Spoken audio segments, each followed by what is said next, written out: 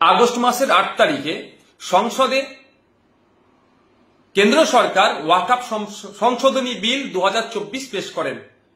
বিরোধীদের প্রবল আপত্তির ফলে সংসদের স্পিকার স্যার এই বিলটির নানান দিক খতিয়ে দেখার জন্য জয়েন্ট পার্লামেন্টারি কমিটি গঠন করে দেন। এই জয়েন্ট পার্লামেন্টারি কমিটি এই সংশোধনী বিলের উপরে মতামত চেয়ে মানুষ যাতে মতামত প্রদান করেন তার জন্য একটা নির্দিষ্ট টাইম পর্যন্ত বরাদ্দ করেছিল। তাই আগামী কাল পর্যন্ত এই মতামত প্রদানের সময় থাকছে। যে দুর্ভাগ্যের বিষয়, এই মতামত প্রদানের ক্ষেত্রেও একটা সংকীর্ণতা থেকে গিয়েছে। একটা হচ্ছে টাইম, দ্বিতীয় হচ্ছে এই মতামত প্রদান করতে গেলে হয় ইংলিশে নাহলে হিন্দিতে করতে হবে। বাকি যে সমস্ত বিভিন্ন আঞ্চলিক ভাষা আছে সেই ভাষায় মতামত প্রদানের কোনো জায়গা রাখেনি। এরও আমরা বিরোধিতা করছি, ধিক্কার নিন্দা জানাচ্ছি। তারপরেও বলবো, বেশি বেশি করে আপনারা আপনাদের মতামত ইংলিশ ভার্সন বা হিন্দিতে আপনারা লিখে যে এই বিলটাকে অপোজ করছি, এই বিলটা অবিলম্বে প্রত্যাহার করতে হবে, এই মর্মে যে এই বিলে নির্দিষ্ট এক জনগোষ্ঠীকে ধর্মীয় পরিচয়ের কারণে তাদেরকে টার্গেট করা হচ্ছে, এই বিলে ফান্ডামেন্টাল রাইটস ব্রেক হচ্ছে, সেই জন্য এই বিলটিকে প্রত্যাহার করতে হবে, এই মর্মে আপনারা বেশি বেশি করে আপনারা মেল করতে থাকুন। এই সংশোধনী বিলটি দেখলেই বোঝা যাবে ওয়াকফ সম্পত্তিকে হাতানোর চেষ্টা করছে কেন্দ্র সরকার। হয়তো কোনো কর্পোরেটদের হাতে তুলে দেওয়ার একটা ব্লুপ্রিন্ট তারা করে রেখেছে, সেই জন্যই এটাকে হস্তক্ষেপ করছে।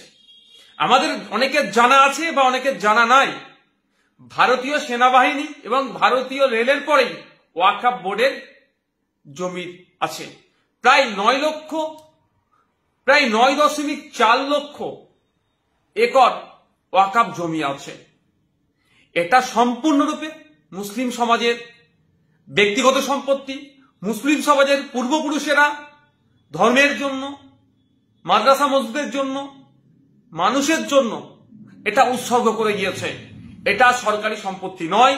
সুতরাং সরকার যদি এই ধরনের অবৈধ পন্থা অবলম্বন করে হস্তক্ষেপ করার চেষ্টা করে, কোনোভাবেই এটাকে মেনে নেওয়া যাবে না।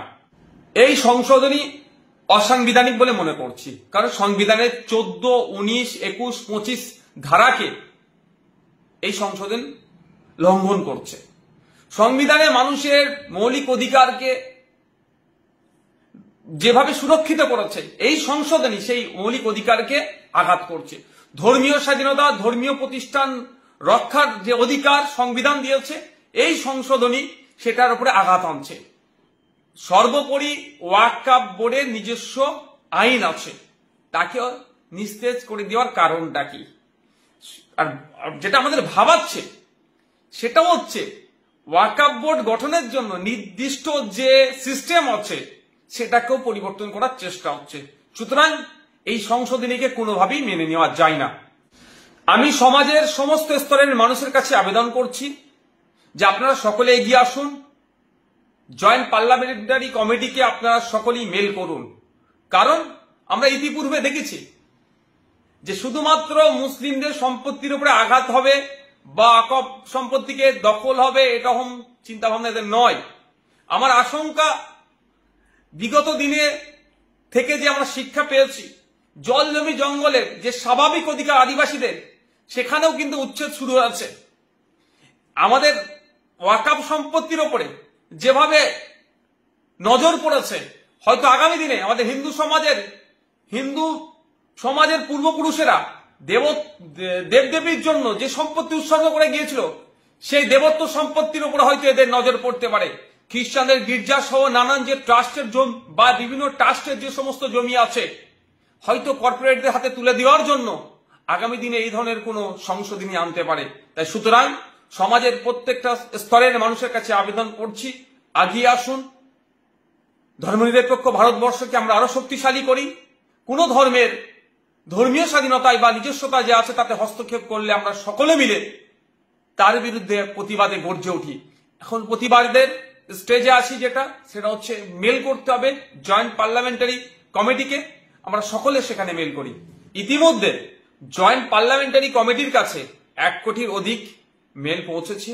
আরো বেশি পাঠানো আমাদের প্রয়োজন। তাই আপনাদের কাছে আমি অনুরোধ করছি, জয়েন্ট পার্লামেন্টারি কমিটির যে মেল আইডি আছে সেই মেলে আপনারা আপনাদের মতামত অর্থাৎ এই বিলটিকে প্রত্যাহার যাতে করে তাই সেটা লিখে পাঠাবেন। JPC ওয়াকআপ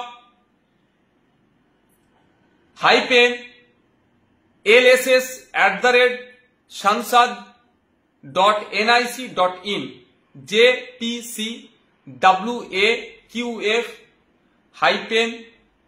LSS@sansad.nic.in আপনাদেরকে অনুরোধ করছি এই মেল আইডিতে আপনারা মেল করুন।